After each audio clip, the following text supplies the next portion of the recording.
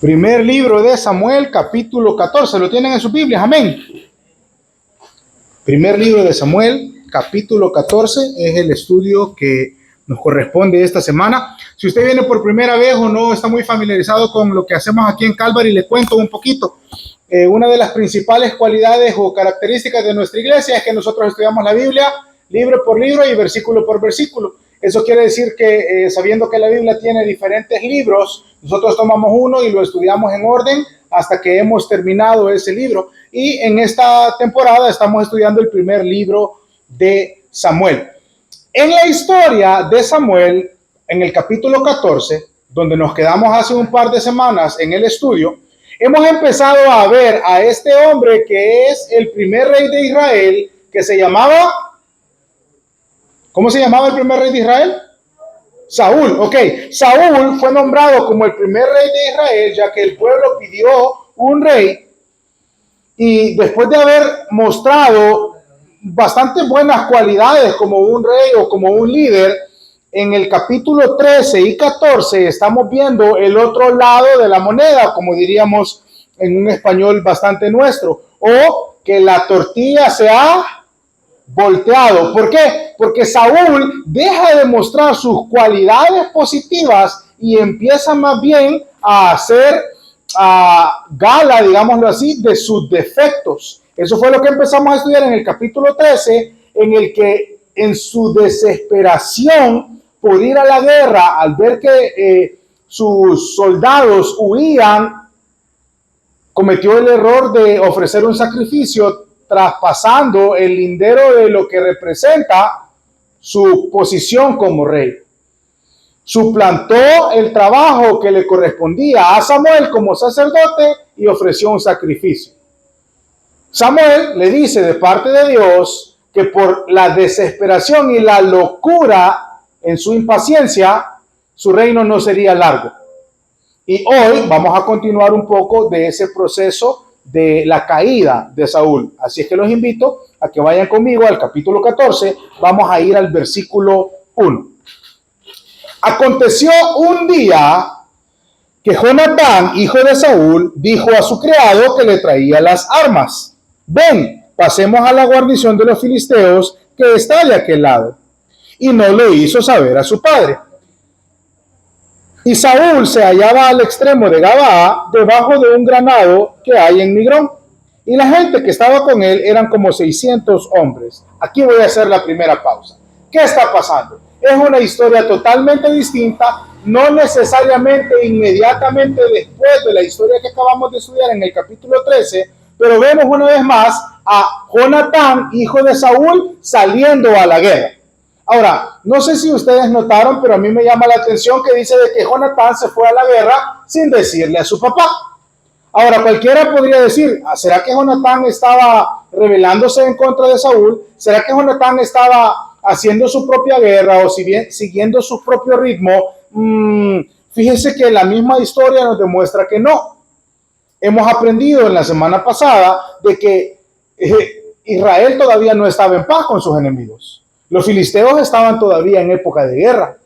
Y Jonatán había comprendido eso, pero aparentemente Saúl, el rey, no. ¿Por qué? Porque dice en el versículo 2 que Saúl se hallaba en un extremo de Gabaa, debajo de un granado. Y entonces los historiadores dicen que este árbol era un árbol emblemático que representaba la victoria. Entonces, que cuando un rey volvía de la guerra, el lugar donde ellos celebraban la victoria y la paz que acababan de obtener por medio de la guerra era debajo de un árbol de granado.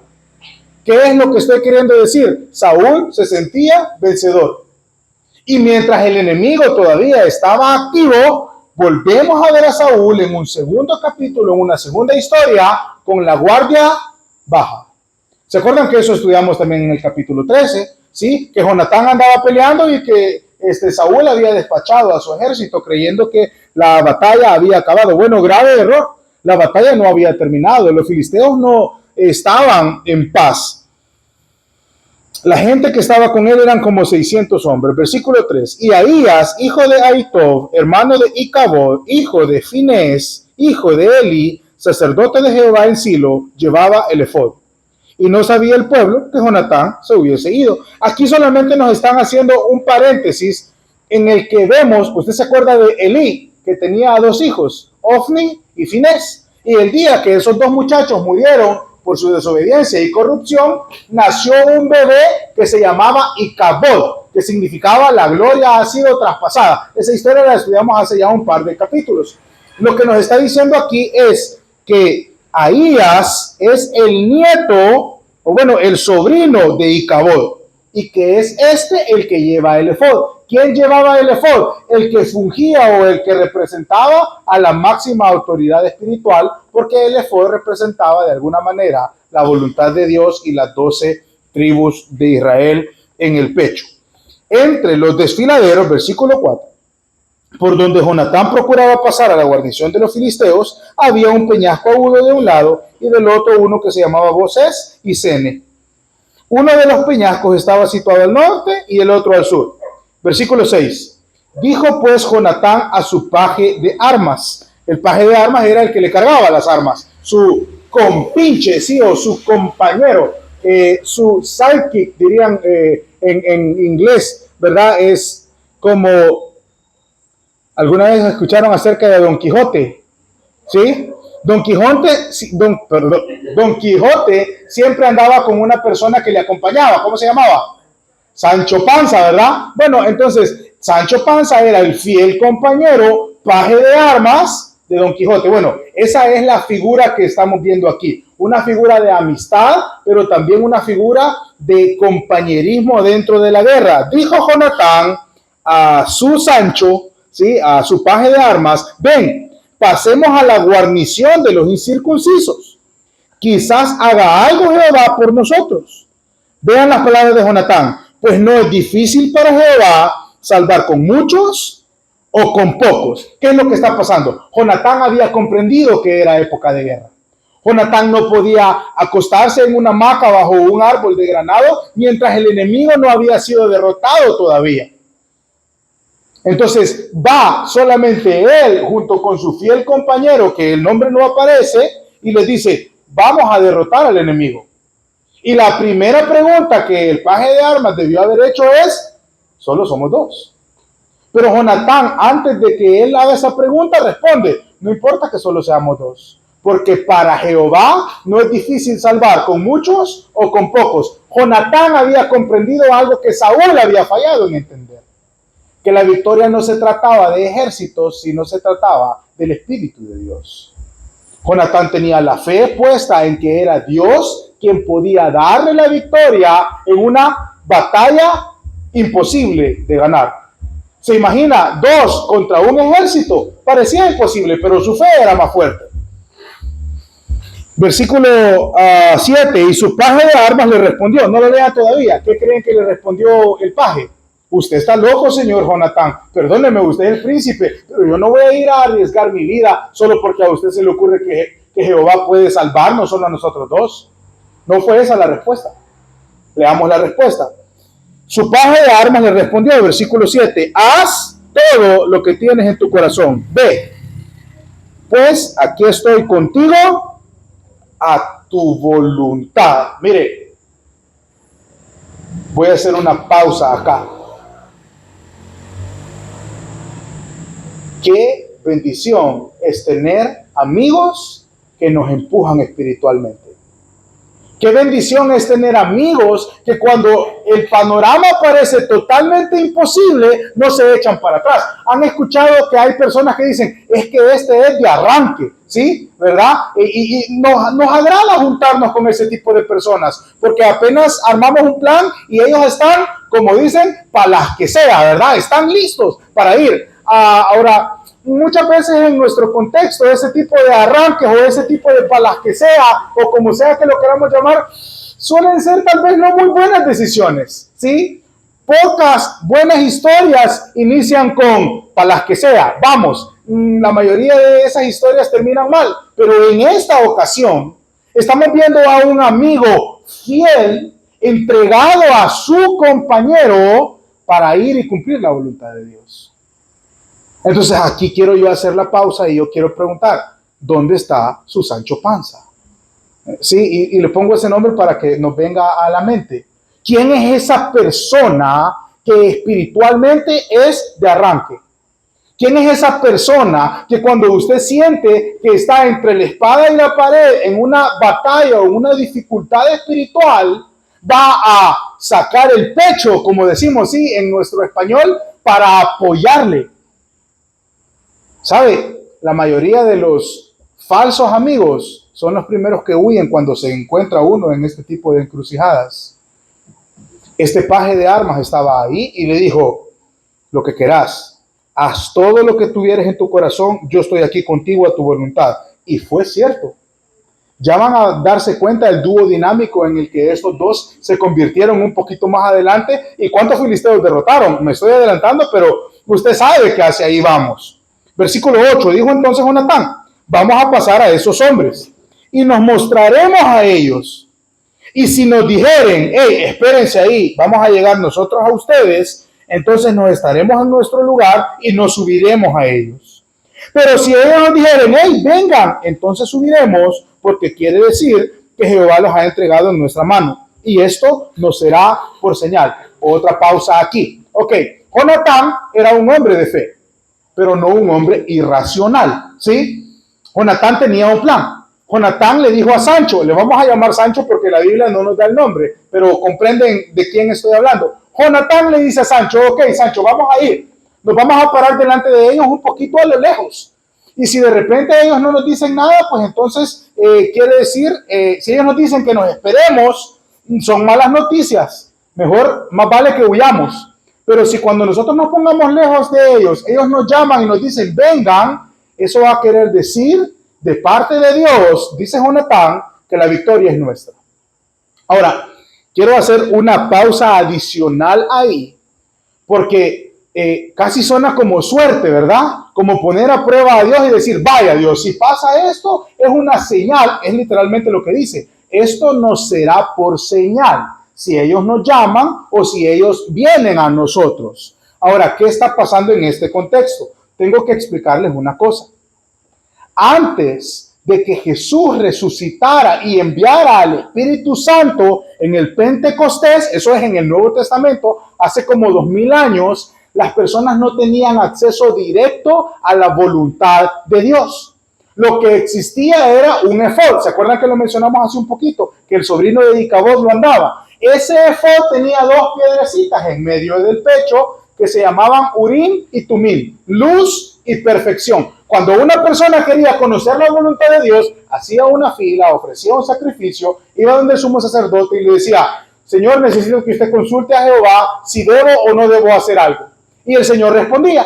A través de esas dos piedrecitas, el Señor mostraba su voluntad. Algo así es lo que Jonatán está haciendo. Está diciendo, bueno, vamos a ir a la guerra, confiamos en el Señor, pero si el Señor no va con nosotros, nos va a ir mal. Necesitamos una señal de parte de Dios. ¿Cómo ha cambiado eso en nuestros tiempos? Lastimosamente. Y digo lastimosamente, ya va a ver por qué. Las personas hoy en día todavía están mal acostumbradas a las señales, ¿sí? Y la cultura o la costumbre de muchas personas hoy es, necesito tomar una decisión, necesito la guía de parte de Dios, voy a ir a consultar a un hermano en una iglesia. Voy a ir a consultar a un profeta, a una persona muy espiritual, a un pastor, a un líder, y nos saltamos el verdadero o la verdadera fuente de la voluntad de Dios que está en su palabra. Piense, Jonatán no tenía la Biblia para saber la voluntad de Dios. Nosotros sí. La Biblia dice que este libro es la palabra profética más segura. Entonces, si usted se encuentra en una situación difícil como Jonatán y Sancho se encontraban, usted no tiene que tirar una moneda y decir, si cae cara es porque Dios quiere que lo haga. Y si cae corona es porque Dios no quiere que lo haga. Usted no tiene que ir donde un pastor y decir, pastor, yo necesito que usted me ayude. El mismo espíritu que está en los pastores, en los líderes y en las personas en la iglesia es el mismo espíritu que el Señor le ha dado a usted. Usted lo que necesita es leer un poco más su Biblia. Lo voy a decir, aunque no me gusta decirlo, lo que pasa es que hemos caído en una cultura de comodidad. Queremos ir donde las personas que leen la Biblia para que ellos nos digan lo que sucede. Lea su Biblia. Usted tiene la palabra de Dios ahí. Usted tiene el Espíritu Santo en su corazón. Usted no necesita que nadie le diga qué hacer. Usted no necesita una moneda. Usted no necesita un par de piedrecitas en el pecho de un líder espiritual. El Espíritu Santo mora en su corazón. Y eso es todo lo que usted necesita. Si usted le ha entregado su corazón a Jesús, usted no necesita un intermediario. Usted lo que necesita es comunicarse libre y directamente con Dios. Dice la palabra que nos podemos acercar confiadamente al trono de su gracia para encontrar el oportuno socorro. Se encuentra entre la espada y la pared. Bueno, Jonatán y Sancho no tenían nada mejor que hacer que dejarlo a la suerte. Bueno, a la suerte entre comillas, pero nosotros tenemos el Espíritu Santo de Dios. Amén. Versículo, ¿cuál? 12. No, perdón. 11, ¿dónde está el 11? Después del 10, pero no lo veo. Se mostraron pues ambos a la guarnición de los filisteos. Y los filisteos le dijeron, hey, aquí vienen los hebreos, salen de las cavernas donde se habían escondido. ¿Se acuerdan que en el capítulo anterior vimos que un montón de judíos del pueblo de Dios se empezaron a esconder, desertaron y se fueron a meter a las cuevas y a las cavernas? Bueno, estos filisteos se están burlando del pueblo de Dios. Están diciendo, aquí vienen los miedosos que estaban escondidos. Ya salieron las ratas de la cueva. Dirían algo así, ¿verdad? Entonces, salen de las cavernas donde se habían escondido. Versículo 12. Y los hombres de la guarnición le respondieron a Jonatán y a Sancho, su paje de armas. Sí saben que no dice Sancho, ¿verdad? Yo lo estoy diciendo así. Y dijeron, subid a nosotros y les vamos a hacer saber una cosa. Entonces Jonatán dijo, hey, ya la hicimos. ¿Se acuerdan que eso era la respuesta que ellos esperaban? Si ellos nos llaman, quiere decir que el Señor los ha puesto en nuestras manos. Sube tras mí, le dijo Jonatán a Sancho, porque Jehová los ha entregado en manos de Israel. Y subió Jonatán, trepando con sus manos y sus pies, y tras él, su paje de armas. Mire, qué fantástico. Mire, empiezo a admirar un montón más a Jonatán. Jonatán era una persona que sabía tener amigos. Jonatán era una persona que sabía ganarse el corazón y la fidelidad de las personas. Más adelante vamos a encontrar el tipo de amistad que Jonatán forjó con David. Bueno, Sancho estaba dispuesto a ir a la muerte con Jonatán, su amigo. Qué bendición tener un amigo como ese, ¿o no? No estaba fácil el camino. Jonatán tuvo que subirse casi que arrastrado, escalando, y atrás de él, su fiel amigo. Qué bonito tener este tipo de amigos, ¿verdad? Suban a nosotros. Versículo 14. Esta fue la primera matanza que hicieron Jonatán y su paje de armas, como 20 hombres, en el espacio de una media yugada de tierra. ¿Quién ha escuchado antes la palabra yugada? Una yugada era el espacio en el que un yugo de bueyes, sí, un yugo era una pareja de bueyes, trabajaba durante un día, y eso equivalía aproximadamente, me llamó la atención la palabra y tuve que investigarlo, equivalía aproximadamente a 100 metros cuadrados. Entonces, lo que está diciendo es que en media yugada, o sea, en un lapso como de 50 metros, mataron a 20 hombres. En un pedacito, pues. Y hubo pánico, versículo 15, en el campamento y por el campo, entre toda la gente de la guarnición, es decir, de los filisteos. Y los que habían ido a merodear también tuvieron pánico. La tierra tembló. Hubo una gran consternación. ¿Qué es lo que pasó? Cuando el pueblo de los filisteos escuchó que Israel los había atacado, se asustaron. Ahora, este miedo no era un miedo humano, era un miedo que seguramente el Señor había puesto en el corazón de los filisteos. Los filisteos naturalmente no le tenían miedo a los judíos porque los judíos eran menor en número y en fuerza. Pero el Señor había puesto este miedo en el pueblo para crear una consternación, es decir, que todos estaban nerviosos. Versículo 16. Los centinelas de Saúl vieron que Gabaa de Benjamín, y los centinelas de Saúl vieron desde Gabaa de Benjamín cómo la multitud estaba turbada e iba de un lado a otro y era deshecha. Es decir, que Saúl tenía a unos vigilantes que estaban viendo cómo se comportaba el campamento de los filisteos. Y estos vieron que los filisteos estaban nerviosos, que iban de un lado para el otro. Entonces Saúl dijo al pueblo que estaba con él, pasen revista. Pasar revista era juntar a todo el pueblo listo para la guerra. Pasaron revista y faltaba Jonatán y su paje de armas. Y Saúl dijo a Ahías, trae el arca de Dios. ¿Se acuerdan quién era Ahías? El sobrino de Icabod, que andaba el efod, el que fungía como sumo sacerdote. Trae el arca de Dios, porque el arca de Dios estaba entonces con los hijos de Israel. Pausa una vez más. Ya hemos hablado acerca del arca de Dios, ¿sí? El arca de Dios era lo que representaba el elemento más importante en el tabernáculo, porque era ahí donde habitaba o donde se manifestaba la presencia de Dios. Entonces Saúl sabiamente dice, la guerra ha venido, traigan el arca, ¿sí? Entonces aquí parece como que Saúl está haciendo un acierto y no un error. Versículo 19. Vean que no termina así. Pero aconteció que mientras aún hablaba Saúl con el sacerdote, el alboroto que había en el campamento de los filisteos aumentaba, iba creciendo en gran manera. Y Saúl dijo al sacerdote, detén tu mano. Segunda locura de Saúl, la impaciencia. En su mente estaba hacer lo correcto. Lo correcto es, no vamos a ir a la guerra sin la bendición del Señor. Traigan el arca, ¿sí? Pero cuando vio que el alboroto era demasiado, dijo, ¿sabes qué? Mejor ahí déjalo. No tenemos tiempo para eso. Eso fue lo que quiso decir esta actitud de Saúl. Ahora piense, ¿se acuerda cómo conocimos a Saúl? Hace un par de semanas andaba buscando unos burros, ¿sí? Y Samuel le dijo, tranquilo, Nerón, ¿sí? Hay que hacer una pausa. ¿Se dan cuenta que Saúl en las dos historias consecutivas ha fallado en hacer la pausa y seguir el tiempo de Dios? Y ha querido adelantarse en su propio programa. Olvidó la primera enseñanza que él había recibido. Samuel le había enseñado, calma, vamos a cenar, vamos a platicar y mañana vamos a ocuparnos de esos asuntos. Saúl había olvidado eso. Saúl dijo, rápido, rápido, tráigame el arca. Y después se dio cuenta que no había tiempo para eso. Se da cuenta que muchas veces nuestras vidas son así. Estamos una vez más, aunque ya hemos platicado largo y tendido de esto, tan ocupados en cosas inertes, voy a decir, que no tenemos tiempo para Dios.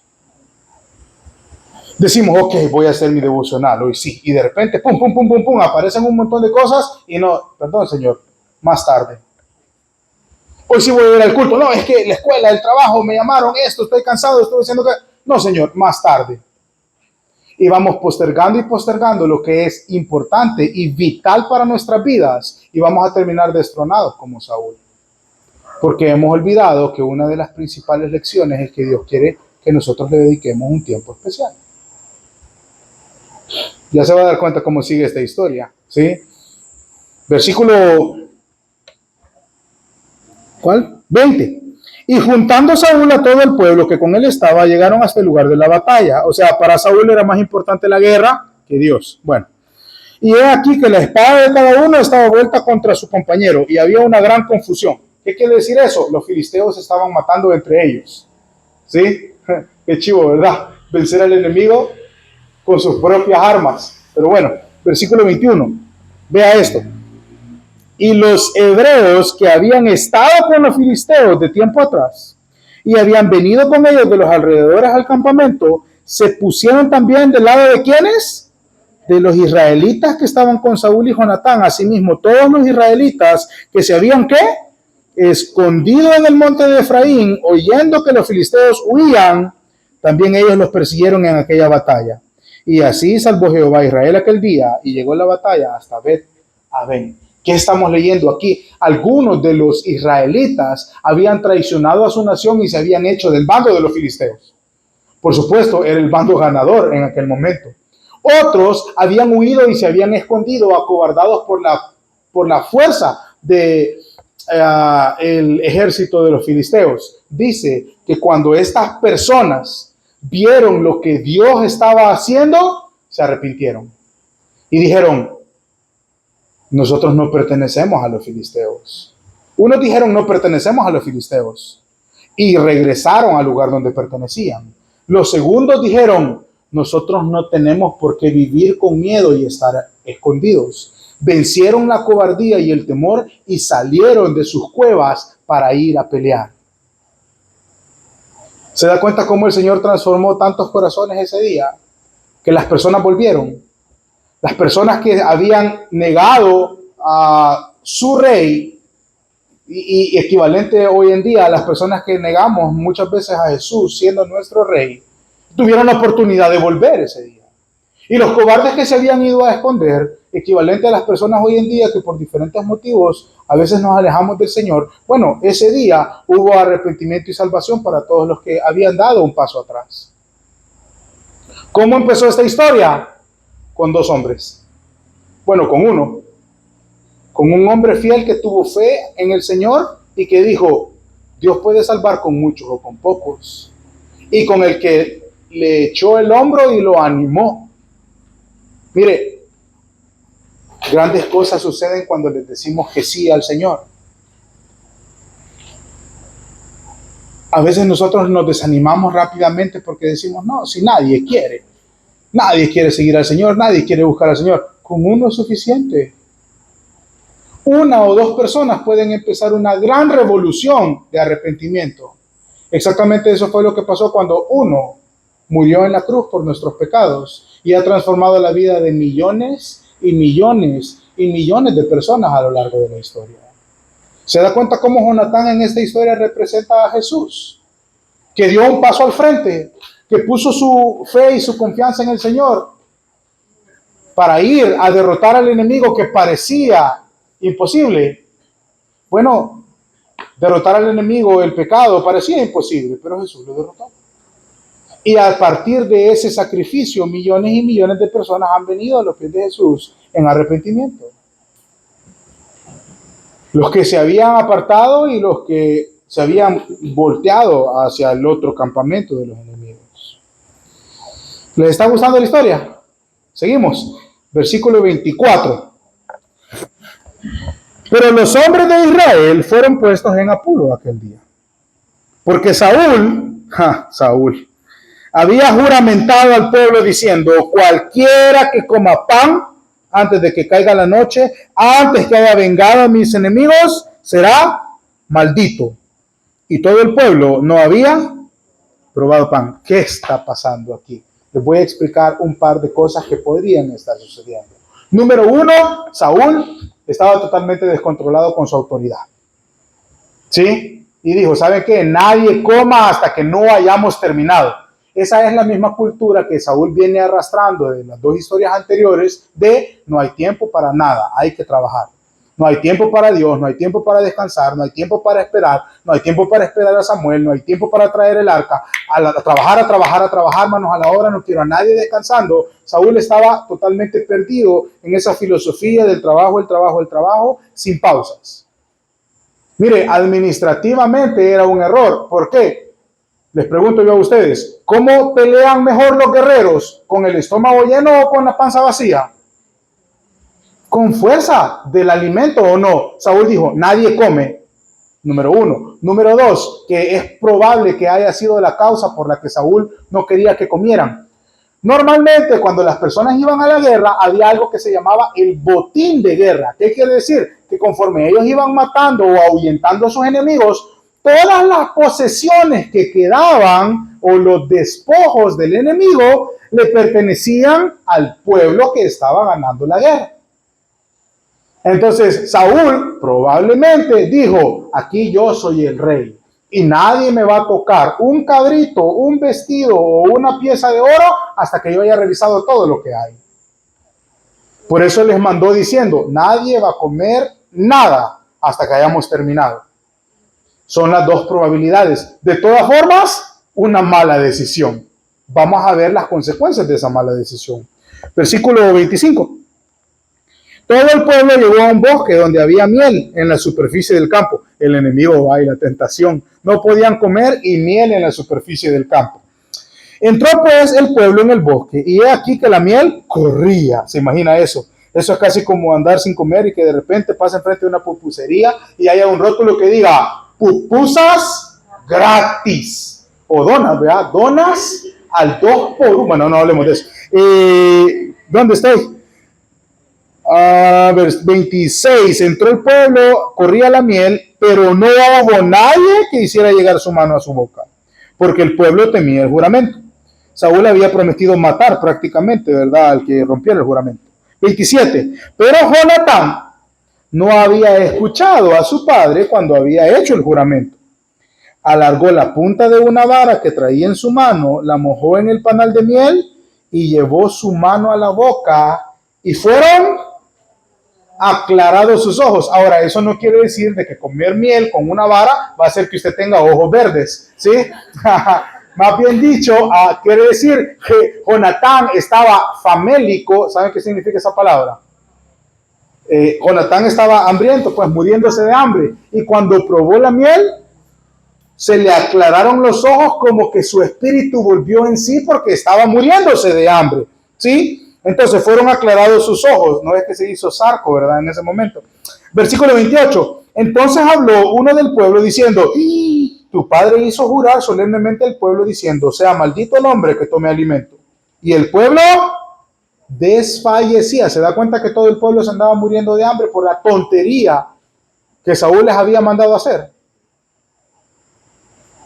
Una vez más, el enemigo quiere que estemos desnutridos. La palabra dice que el pan es la palabra de Dios. Sí, Jesús estaba aguantando hambre por causa del ministerio y le dijeron: Jesús, vení, come algo. Y Jesús dijo: no solo de pan va a vivir el hombre, sino de la palabra, ¿sí? Entonces, la palabra es nuestro alimento espiritual. Y el enemigo, en este caso que Saúl, oiga, ¿usted se acuerda cuando hicimos la comparación de cómo Saúl representaba a nuestro Señor Jesús en la misericordia, en cómo amó al prójimo, en cómo perdonó? Ahora Saúl se ha convertido en el ejemplo de lo que el enemigo hace. El enemigo nos quiere desnutridos. ¿Por qué? Porque un cristiano que no lee su Biblia es un cristiano que está totalmente débil y es presa fácil del enemigo. Saúl había fallado en entender de que un pueblo bien alimentado es un pueblo saludable que va a caminar y que va a vencer en la guerra. Lo mismo aplica para nosotros. ¿Sabe por qué sufrimos y somos derrotados en la guerra espiritual? Estamos famélicos, muriéndonos de hambre espiritualmente hablando. Nuestro espíritu tiene semanas, días o meses sin comer. Si lo único que usted se alimenta espiritualmente es una vez a la semana que viene aquí a escucharme a mí, usted necesita más. Esto no es suficiente. Necesitamos al Señor todos los días. Por eso es que somos cristianos muchas veces desnutridos. Digo espiritualmente, porque físicamente no parecemos estar desnutridos, ¿verdad? El pueblo desfallecía, versículo 29, gracias. Respondió Jonatán: mi padre turbó al país. ¿Se dan cuenta? Perdón. ¿Se dan cuenta que Jonatán era el príncipe? ¿Sí o no? ¿Se dan cuenta que Jonatán era el segundo al mando, el que se iba a convertir, según la orden de las monarquías, en el siguiente rey? ¿Sí o no? Veamos la actitud de Jonatán. Mi padre ha turbado al país. Vean cómo han sido aclarados mis ojos por haber gustado un poco de esta miel. Cuanto más si el pueblo hubiera comido libremente el botín tomado libremente hoy del botín tomado de sus enemigos. ¿No se habría hecho ahora mayor estrago entre los filisteos? Es lo que yo estaba diciendo. Saúl había fallado, es decir, no coman. Si hubieran comido, hubieran vencido más fácilmente al enemigo. E hirieron, versículo 31, aquel día a los filisteos desde Micmas hasta Jalón. Pero el pueblo estaba muy cansado. Un pueblo cansado no es un pueblo efectivo. ¿Qué dijo Jesús? Vengan a mí todos los que están trabajados y cansados. Yo los haré descansar. Se da cuenta que Jesús es el descanso, que Jesús es la comida, ¿sí? Que Jesús es el agua, que todo lo que necesitamos es Jesús. Que todo lo que necesitamos es, la palabra, porque en el principio era el verbo y la palabra era con Dios y el verbo era Dios, ¿sí? Algo así es. O sea que Jesús es la palabra. Entonces la palabra es el pan, la palabra es el agua, la palabra es el descanso. Bueno, ¿quiere descansar? Pase más tiempo en la palabra. Por eso anda usted con una grande ojera, ¿verdad? Que no se puede ni levantar. No abre la Biblia. Versículo 32. Se lanzó el pueblo sobre el botín y tomaron ¿qué? Ovejas y vacas y becerros y los degollaron en el suelo y el pueblo los comió ¿cómo? Con sangre. Miren, eso era un grave pecado. Los israelitas tenían una dieta bastante estricta y una de las principales prohibiciones que tenían en cuanto a la dieta era comer carne cruda. Era todo un ritual de cómo ellos debían cocinar la comida para poder alimentarse apropiadamente. Estos habían sido puestos en tentación por su rey, que no les había dejado comer todo el día, que cuando tuvieron comida, se volvieron locos comiendo. Versículo 33. Y le dieron aviso a Saúl diciendo: el pueblo peca contra Jehová comiendo carne con sangre. Y él dijo: ustedes prevaricaron. Ahora tráiganme una piedra grande. Voy a leerlo todo y después voy a hablarles de esta tontería que hizo Saúl. Además dijo Saúl: esparzan por el pueblo y díganles que me traigan cada uno su vaca, oveja, y degollémoslas aquí y coman, y no pequen contra Jehová comiendo la carne con su sangre. Y trajo todo el pueblo, cada cual de su mano, su vaca aquella noche, y los degollaron ahí. Versículo 35. Y edificó Saúl, ¿qué? Un altar a Jehová. Este altar fue el primero que edificó a Jehová. ¿Quiénes eran los que edificaban altares? ¿Quiénes eran los que degollaban a los animales para que las personas pudieran? Los sacerdotes, ¿verdad? Se da cuenta que su pecado ya se le convirtió en una costumbre a Saúl. Se da cuenta que ya vamos a llegar a este punto más adelante, donde porque quiero, porque puedo y porque se me da la gana. Como él es el rey, ahora hace lo que se le da la gana. ¿Sabe cómo puede saber que este hombre no era un buen líder? Cuando vio el pecado del pueblo, en lugar de asumir su responsabilidad, les echó la culpa. Volvamos a leerlo. Dice: ustedes han pecado. Mentira. Pecaron por tu culpa. No los dejaste comer todo el día. ¿Y qué esperas? Que se aguanten hambre. Saúl.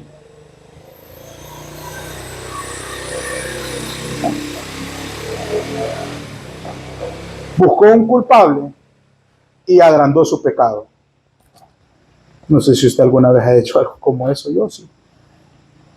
En lugar de aceptar mi pecado, intento corregirlo con otro. Así de terco soy yo muchas veces. Me imagino que ustedes no, porque ustedes son muy espirituales y muy maduros. Pero a mí me ha pasado que cuando peco y la riego, en lugar de agachar la cabeza y pedir perdón, digo: yo no tuve la culpa. Y empeoro la situación. Bueno, pobre Saúl, pobre yo, menos ustedes. Versículo ¿qué? 36. ¿Les está gustando la historia? Vaya pues. De todas formas no han venido las pupusas. Y dijo Saúl: descendamos de noche contra los filisteos y los sacaremos hasta la mañana, y no dejaremos de ellos ninguno. Y ellos dijeron: haz lo que bien te pareciere. Se da cuenta que, oiga, no los había dejado comer, ¿verdad? Pecaron y comieron a la fuerza. Y ahora resulta que no los va a dejar dormir. ¿Sí o no? Descendamos de noche contra los filisteos. ¿Qué tipo de día había tenido este pueblo? Hambriento y cansado. Y el rey dice: vamos ahorita. Y el pueblo dice: ya, ¿para qué peleamos? Solo vamos a hacer lo que vos digas. De todas formas, vos te has creído rey. Lo sacaremos hasta la mañana. Haz lo que bien te pareciera. Luego dijo el sacerdote: acerquémonos aquí a Dios. Y Saúl consultó a Dios. Vean, era un hombre espiritual Saúl, va, sin vergüenza, consultando a Dios después de que hizo todo lo que se le daba la gana. Pero bueno, descenderé hoy contra los filisteos, le preguntó Saúl a Dios: los entregarás en mi mano, en la mano de Israel. Pero Jehová no le dio respuesta aquel día. Qué difícil, ¿verdad? El Señor ya lo había desechado. ¿Sabe por qué el Señor había desechado a Saúl? Porque nunca se arrepintió, hombre. Porque Saúl nunca dijo: hey, yo la regué, fue mi error, yo hice pecar al pueblo. ¿Sabe? Eso hizo David muchas veces. Y lo vamos a estudiar cuando lleguemos a ese punto. Saúl era un líder egoísta que se preocupaba solamente por él mismo y por su propio pellejo. David era un hombre que amaba al pueblo. Esa es la diferencia en los modelos de liderazgo que vamos a ver en este libro. El Señor no le respondió. ¿Sabe por qué creo yo? Oiga, esta es mi opinión. ¿Sabe por qué creo yo que Dios no le respondió a Saúl? De todas formas iba a hacer lo que él se le daba la gana. Entonces, Dios no dijo esto, esta es mi opinión, pero díganme si yo estoy loco. ¿Para qué voy a gastar saliva en alguien que no va a hacer caso? Hay que ver qué hace. Si él ya nació aprendido. Si usted es de esos que ya nacieron aprendidos, que son como la mamá de Tarzán, vaya pues, haga lo que se le dé la gana. Así le dijo el pueblo a Saúl. El Señor no le respondió. 39. No, perdón, 38. Entonces dijo Saúl, como el Señor no le respondía, vengan todos los principales del pueblo y sepan y vean en qué ha consistido el pecado de hoy. Saúl dijo, alguien ha pecado aquí y no fui yo, ¿sí? Por eso es que nunca iba a alcanzar misericordia. 39, porque vive Jehová que salva a Israel, que aunque fuere Jonatán mi hijo, va a morir. Y no hubo en todo el pueblo quien le respondiese. ¿Por qué no le respondieron? Porque era un rey loco que hacía lo que se le daba la gana y no escuchaba a nadie. Bueno, sigamos. 40. Dijo luego a todo Israel, ustedes se van a poner de un lado, y yo y Jonatán mi hijo, los santos puros y inmaculados, estaremos al otro lado. Y el pueblo respondió a Saúl, ¿sabes qué? Hace lo que se te dé la gana, dijo, nosotros no nos vamos a poner a pelear con vos. 41. Entonces dijo Saúl a Jehová, Dios de Israel, da suerte perfecta. Y la suerte cayó sobre Jonatán y Saúl. Y entonces, Saúl aquí, Jonatán aquí, la suerte había caído, uno de los dos había pecado. ¿Qué creen que fue lo primero que dijo Saúl? Yo no fui. Y estaba dispuesto a matar a su propio hijo.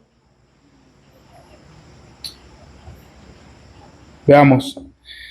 41. La suerte cayó sobre Jonatán y Saúl y el pueblo salió libre. Y Saúl dijo, echen suertes entre mí y Jonatán. Y la suerte cayó sobre Jonatán. 43. Entonces Saúl dijo a Jonatán, declárame lo que has hecho. Y Jonatán se lo declaró y le dijo, hey, yo comí un poquito de miel con la punta de la vara que traía en mi mano y voy a morir. Y Saúl respondió, así me haga Dios y aún me añada, hoy vas a morir. ¿Saben? Hay una cosa que debemos considerar aquí. Y la vamos a comprender cuando vayamos un poquito más adelante, pero ya empezamos a ver el corazón de Saúl. Saúl estaba arraigado a su trono. ¿Quién era la principal, a este punto, quién era la principal amenaza en el trono para Saúl?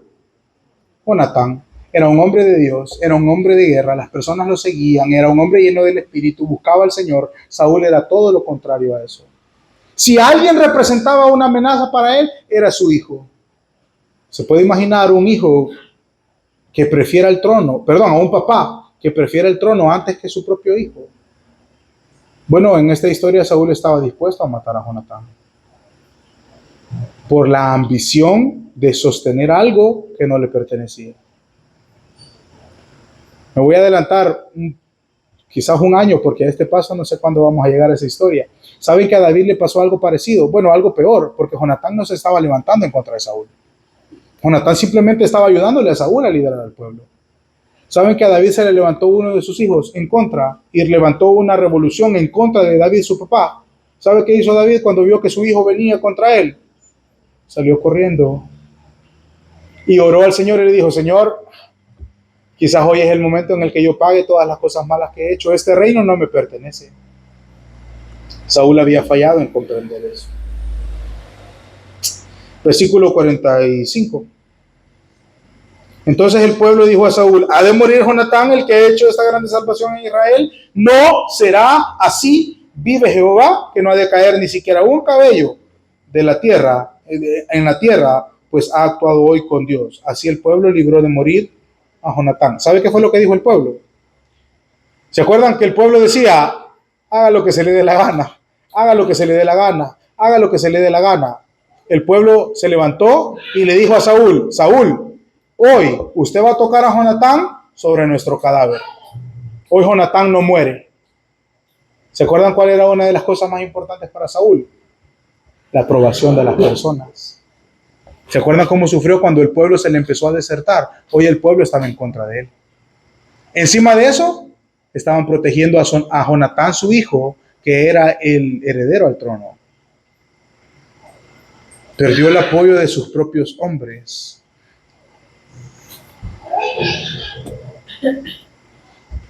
Lo que termina de esta historia lo vamos a leer. Saúl dejó de seguir a los filisteos y los filisteos se fueron a su lugar, y luego nos va a contar un poquito de quiénes eran los hijos de Saúl.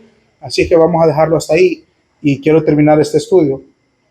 Ya es tarde. ¿Se acuerdan que hace un par de semanas Saúl era un hombre que fue lleno del Espíritu Santo y que las personas decían, ¿Saúl entre los profetas? Ahora está cometiendo estas aberraciones. ¿Con qué quiero terminar este estudio? Mire, Pablo el apóstol dijo, el que crea estar firme, mire que no caiga. Nuestras victorias en el pasado, nuestras victorias espirituales en el pasado, los pasos de fe que hemos tomado hasta el día de hoy, nuestro crecimiento, nuestra madurez, como lo quiera llamar, no garantizan el futuro en un caminar con el Señor. El primero que se me viene a la mente es Pedro. Sobre mi cadáver te van a poner un pelo, te van a poner un dedo en un cabello, le dijo Pedro a Jesús. Y Jesús le dijo, hoy mismo me vas a negar. Y Pedro había sido el líder de los discípulos durante ya 3 años y cayó gravemente. ¿Sabe cuál es el consejo final de esta historia? Separados de Jesús, nada podemos hacer. No podemos confiarnos. No podemos pensar, no, yo soy pastor, yo soy líder, yo soy cristiano de 20, de 30 años, yo ya me bauticé, yo ya hice esto, yo ya fui a esta escuela, yo ya me gradué de esto, lo otro. Seguir a Jesús es una decisión diaria. Jesús dijo, el que quiere seguirme, tome su cruz cada día y sígame. Debemos reconocer cuánto necesitamos a Jesús, porque separados de Él, no podemos hacer nada. El día que nosotros lo olvidemos, vamos a caer tan bajo o más de lo que Saúl cayó. Empezó siendo un muy buen rey, pero cayó muy bajo y todavía le falta caer más. Espero que esa historia no se repita en nuestras vidas. Oremos. Padre, gracias, Señor, por la oportunidad que nos das de estudiar tu palabra. Yo, Padre, oro para que nos mantenga firmes, Señor. Que la fe que nos has dado pueda permanecer hasta el final, Señor. Yo oro por los que estamos acá, si hay alguno que está luchando, Señor, todos estamos luchando. Que nos des de tu espíritu, Señor. Que nos des un nuevo corazón, Padre. Que podamos permanecer firmes y constantes, creciendo en la obra tuya siempre, Señor. Y que cuando tú regreses, y oramos que eso sea pronto, que tú nos encuentres haciendo tu voluntad, Señor. Que día a día podamos renunciar a nosotros mismos, negarnos a nosotros mismos, tomar nuestra cruz y seguirte y recordar que separados de ti no podemos hacer nada, Padre. Gracias en el nombre de Jesús. Amén.